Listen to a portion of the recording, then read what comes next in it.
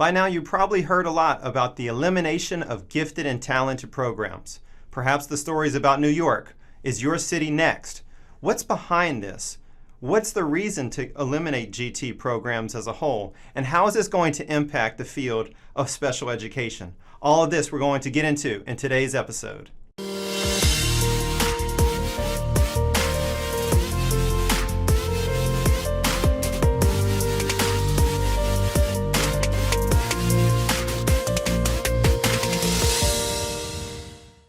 So who qualifies for gifted and talented programs? I know in 5th grade, I took the GT test and I didn't pass. I missed out on the verbal element of it by one question. And that, I recall distinctively, was the word hieroglyphic. And I couldn't put that into words. But really, GT is all about children and youth who give evidence of higher performance capabilities across whether it be intelligence, creativity, artistry, or leadership capacity, again, in a number of different subject areas, and those who require services and supports and activities that are not traditionally offered within the general education setting. So you want to go into the history of why did this come about to begin with, and why were these programs ever necessary? With the publication of A Nation at Risk in 1983, the Reagan administration wanted to use data to really be blunt and outline how American children were not necessarily performing on the same level as their international counterparts. We hear a lot of that within international test and data discussions today as well, being 20 years into this century. So almost 40 years ago, this was becoming more and more of a talking point and wanting to change this so that we would be leaders across the globe.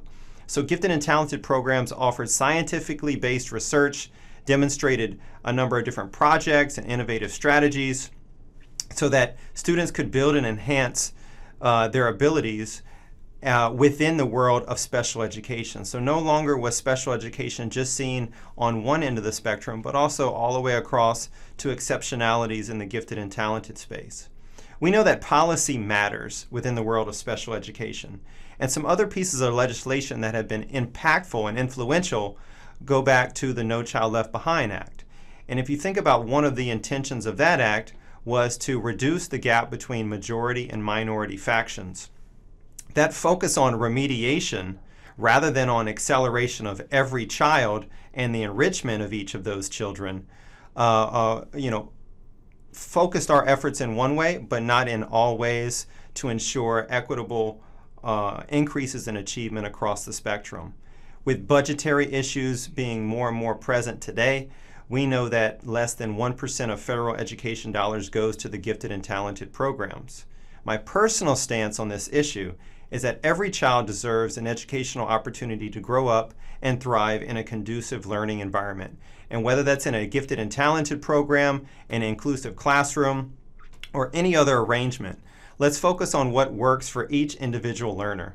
It's all about the differentiation of instruction to the evolving needs of stretching students cognitively and challenge them to be critical thinkers and doers by applying what they learn. Thank you for watching this episode of Education for Today featuring Evan Ortlieb.